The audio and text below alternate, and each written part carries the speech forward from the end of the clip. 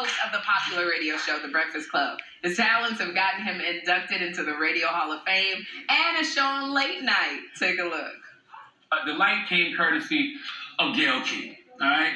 Now, a few weeks ago, she took a breakfast souffle from my staff's break room and left a note confessing to the crime and offering to pay for the missing souffle. Well, I thank Gayle here on the show for her honesty, but I did, in fact, want to get paid, okay? So with emotional damages and whatnot, I figured the price of the souffle came to a little over 22 grand, all right? Here's the thing. Gayle King don't play, all right? This morning, not only did she take another breakfast sandwich, but she wrote the damn check, okay? Please welcome Charlemagnethagod.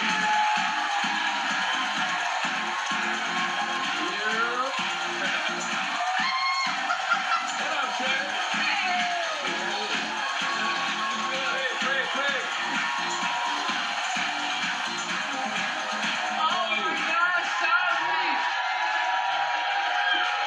What up, Sus? Good? I know Sus is staying with. I was so blessed to have DJ Sus Fun. Oh, that's the guy. Sus is He's like amazing. Sus one of the hottest DJs in the country. He literally plays grown folk music for everybody. Like we get That's Frankie right. Beverly Mays, we get Prez. We That's like right. he be doing it. And adult contemporary hip hop. You can't forget that. You know? Absolutely Yeah. not. And congratulations to you, man. It's good to see you on daytime TV again. Oh my God! Thank you. You are right where God wants you to be. Thank you for saying that. I absolutely feel it, and I feel that for you as well. I love the evolution of where you are and where you have come from and how you've grown. You talk about this a lot. Yes, you can clap. Damn. Charlemagne. I was that bad? Yes. Now you weren't that bad. It's just so cool seeing like where you are now and everything that is going on in your life. But I know you've talked about being from South Carolina. Absolutely. So much. Yeah. Being from there. And now everybody knows your name. Like Charlemagnethagod is just a household name. How does that feel? I don't really think about it like that. You know what I'm saying? You know, because my mother, my mother, she's probably watching home in Monk's Corner right now, but she's always told me, be happy that you're making a living. And that's always been my mindset. I'm just happy that I'm making a living. But it's not just that you're making a living. It's like that. It's my mantra. Do what you love, and then the doors will open up for you. So, do you love doing what you do? Oh, absolutely. I mean, radio is definitely the tree where all this other fruit, stems from. And I back in 1998 when I started off as an intern in Charleston, South Carolina at Z92 Jams, I said that to myself. I was like, man, this is what I love doing, and I would do it whether I was making $20,000 a year or $20 million a year. I'm not making $20 million, but I would do it regardless because I love it. And, I always tell people, find what you love and you'll never work a day in your life. That's it. I haven't worked in like 24 years. That's it. The side gigs. It's like, this is what you love doing. Absolutely. I loved always coming on the Breakfast Club. And I remember I left my glasses at the radio station. And you took a picture in my glasses. And you got so much heat for it. Those are my glasses. That's a classic picture right there. That's Auntie Charlotte. Whenever they think I'm getting a little too sassy, they send me that picture just to remind me of who I am on the inside. And then you did give me my glasses back. Thank you so much. You know what is so funny? I don't got no makeup on in that picture either. That's no filter right there. You look good. You always look good. I love coming to the Breakfast Club because when I would come on, I talked about my son, Jeffrey. And you give me the best parenting advice for Jeffrey. But now he's 17, Charlemagne. He's living in New York. And I tell you, he's on the subway. And I'm doing like this. Yeah. He went to see the Mets game out. And I'm like, it's hard for me to let go. Any tips for raising this boy out here in New York? I mean, as much as we want to micromanage our children, because I got 4, my oldest is 14. As much as you want to micromanage your children, you just can't. You know what I mean? You gotta let them go and let them go experience the world on their own. Now, mind you, that's the BS answer I get for daytime TV because my wife is watching this right now, like, yeah, right, like you that person. I try to, really, really, really hold on tight just because I'm not afraid not afraid of what she's going to experience in the world. I'm just afraid that the world just might not be the same world that we grew up in. Right. You know what I mean? So we can't have that same mindset. Like, there's things that we could do, and, you know, we didn't have to worry about a lot of the same obstacles that they do, you know? Yeah, so you just worry about will the world love your child the way you will see the goodness that they have. I think that's what I'm scared of. I don't know the world anymore. Yeah. I used to know the world, you know? It feels like things have really, really changed, you know? Even from when, like, our parents were older, like, I think the world that we grew up in might have been similar. Now, this new world, Yeah, so how do you feel like you're equipping your 14-year-old? That's what I feel like. I'm not equipping him for some of the changes that I don't even am not even aware of. Well, the beauty of it is, right, like, you know, I started going to therapy when I was like 36. My daughter goes to therapy now, not because there's anything wrong, but it's like maintenance, right? And I feel like that's what's needed. Yeah. And the reason I say that's what's needed is because, like, the world is just very confusing, you know, for all of us, you know. And even when you talk about, like, I think it's the internet, like, these kids aren't being allowed to make mistakes. Right. You know what I mean? Like, they're making mistakes in front of everybody. We were allowed to make mistakes in private. Now these mistakes, like, live with them forever. Yeah. And that's what I'm trying to prevent. I'm trying to prevent, like, those public mistakes that just might, I don't want to say ruin her, because that's not the right word. You know what I mean? But, like, just really stick in her mind for a long time. Did she, you know, when you're talking to your 14-year-old, did she, like, listen to you because she knows, you know, you got... I got 4 girls. No, nobody listens to me in the house. Like, none whatsoever. Wow.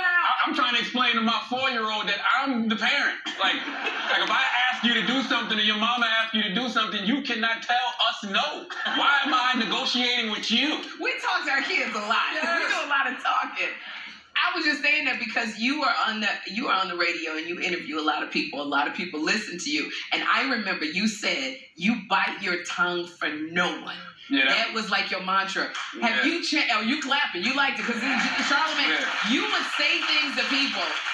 And I would be listening going, what? I can't believe he said that. Have you changed from there? Yeah, I definitely chew on my tongue a lot nowadays. Why? But only because, like, you know, you realize that everybody got their own triggers, everybody got their own traumas, and you're not trying to trigger or traumatize nobody, you know? So there's a way to still have those same conversations without being just so, you know, blunt about it. You know, one thing I love Angie Martinez historically, right? Because I've always said that Angie Martinez has the ability to make people comfortable in a conversation. And that's something that I always would look at and be like, damn, I hope that I can, you know, make somebody comfortable enough to have a conversation one day. And I think I've gotten to that point now where I can make somebody comfortable enough to have a conversation. It's so funny coming on the Breakfast Club. It's so intimidating because I think number one, you don't smile. You just kind of look and you know you can tell you're interested, but you didn't smile. And it was like coming on. I was like, I don't know if he's mean or if he's you know. But I think now you show that side of you more. Yeah, I mean I might smile a little bit less now because I got Invisalign. I don't have it in now. But so I don't want to open my mouth too wide because I don't want them to see the Invisalign. Yeah. And I had braces for like 48 hours. I couldn't do it. I got them on a Friday, got them taken off on a Monday. Oh, man. And my daughter called me a punk because she had them for like a year and some change. I couldn't last 48 hours. So now the Invisalign is better, but it still makes I'm not comfortable with it in my mouth yet. So it's the Invisalign. Yeah, it's the Invisalign. I know it's been a cash shakeup on the Breakfast Club. Angela Yee, who we love so much, she's getting her own show. Absolutely. Congratulations to her. Now, I think a lot of people, when, you know, y'all have been going so long, you and DJ Envy and Angela Yee, that some people say, okay, no, I'm not going to listen to it anymore. You say change is good. Well, yeah, I mean, first of all, Angela Yee is irreplaceable. You know what I mean? And the reason she's irreplaceable is because what we built over the past 13 years with Breakfast Club is history. Nobody can take that away from us. You know what I mean? Ever. Like, we're in the Radio Hall of Fame together. But, you know, any show that's been around for a long time is going to have cash shakeups. You know what I mean? I think that we're not used to seeing that in black radio, you know. But, I mean, Tom Joyner was around a long time. They had cash shakeups. God bless the dead, Doug Banks. He was around a long time. They had cash shakeups, you know. So it's the same thing with the Breakfast Club. On television, like, you've been a part of cash shakeups. Oh, I like or fired. You either way you want to say. Can't figure, let go. But either way, that change is good, and you know it well, first of all, it shows how big the Breakfast Club is, right? Because now Angela has her own spin-off show. So she's going to be on in like 30 markets coming on right after the Breakfast Club. So literally, when we go off, Angela Yee is going to come on. And now, you know, me and Envy got the opportunity to like bring in some new talent, bring in some new energy. It might not be one person. It might be two people. Who knows? I hope that in 10 years, the Breakfast Club is still around, and whether the original cast is there or not, But you birth. there's new energy that's, you know, doing their thing on the Breakfast Club. I could talk to you all afternoon. I have so many questions for you, but really quickly, can you tell us about your new show, Hell of a Week? It's going into its second season. Second season. Congratulations! I love Hell of a Week. Thank you. I mean, it's a great show. It's on Comedy Central every Thursday night at 11:30. I hope y'all tune in, and you can stream it on Paramount Plus and watch anytime. And, you know, I'm just looking to make my mark in late night. I feel like they're still not really paying us any attention over there on old Comedy Central. It's coming, though, because I watch it, and you get people to say things that they wouldn't normally say. You get to see the other side of your guests. They say we got Tiffany Cross fired. I don't believe that, though. No, you didn't get Tiffany Cross I don't believe that. fired, Susan Tiffany, you know what I mean? I don't believe that. But that's what they were saying. They were saying, like, her comments on Hell of a Week. You are on people's minds. You are on people's tongue, because they say you had the power to get somebody fired. Well, they said the show, not Charlemagne. They said Tiffany Cross's appearance on Hell of a Week with Charlemagne the God. But I feel like, we're making our mark. But, you know, I say we're cultural institution building one show at a time. Like, you know. Yes. And that's the way I like things. You know, I like that slow and steady grind. Because, you know, sometimes when you come out and you red hot and you on top, there's no way to go but down. It's real strong. That's right. I want to say to your mom who is watching it, Leonard, you are absolutely amazing. Hey, I want to say, Charlemagne, thank you for being here. Thank you for saying yes to me. Oh, anytime. I appreciate you. Hell of a Week with Charlemagne the God airs Thursday nights on Comedy Central. We'll be right back.